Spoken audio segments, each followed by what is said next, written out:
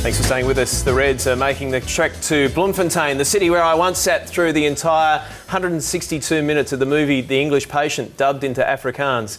But that's not important right now. Wow, that's bad in English. It's a true story. There's plenty of other things to do in Bloemfontein. No, not a lot. The Cheetahs and the Reds from 3 a.m. Eastern on Sunday morning. The Reds have been hit by injury again with Sayafenga, Ben Tapwai and Dave McDouling.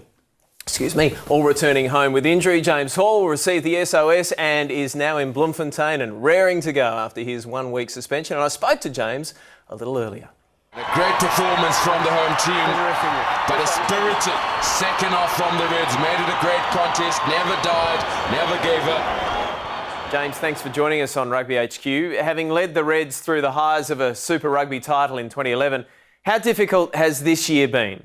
Hi guys, thanks for having us. Look, obviously this year hasn't gone to script as we would have liked, and it's never fun being part of a team that's probably not performing as well as we know we can. So, over here we've got a job to do this weekend against the Cheetahs, and we're going to do everything we can to I guess keep improving and keep trying to get results. But obviously this year as a whole hasn't been what we were planning. Of course, this is a season that promised so much. Is it sad for you that your last season has coincided with such a frustrating year? Look, I probably haven't thought of it too much about leaving just yet. Unfortunately, there's highs and lows in sport, and that's the reality of what we do. Further down the track, when you think about it, is your sort of last season. It does, you obviously like to finish on a high, and hopefully we can still do that. There's still plenty of the season left, so that's all we've got to focus on now. Wow. Red card. James Horwill gone after 20 minutes. The game against the Rebels, you were criticised for whacking Paul Allo-Emile and getting red carded. What were you feeling at the time? Yeah, obviously not a proud moment for me. It's something that I was incredibly disappointed about, mainly because I let the team down, in that moment. Last week was tough, being my first ever week of suspension ever, playing any level of football. So it was quite a weird feeling sitting out, though it was something I'm not that keen to do again.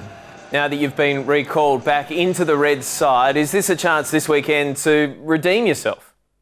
Look, it gives an opportunity to go out there and try and do my best for the team and allow us to get a win. Obviously, I want to get out there and I guess show the team that I'm sorry for what I did a couple of weeks ago, but I've got to go out there, and the most important thing for me is to do my part for the team and not, I guess, try too hard and overplay my hand. I guess my job on the team is to go out there and make sure I can do that and not worry about the other things on side of that. And if I can do that, I do my part for hopefully organising a win, because it is about the team effort. It's not about individuals.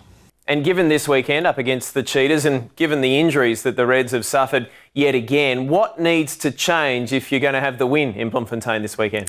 Look, I think we need to be pretty, cautious of gifting ball and gifting points. I think the Cheetahs do like to play that broken field sort of play, so we've got to make sure that we don't allow them to have that fractured ball. We don't allow them to get their tails up, and we don't gift them points. So I think it's a really important game for us to make sure that we control the way the game's played, and we play it at our pace, and don't allow them to play off that unstructured ball and allow them to get their tails up.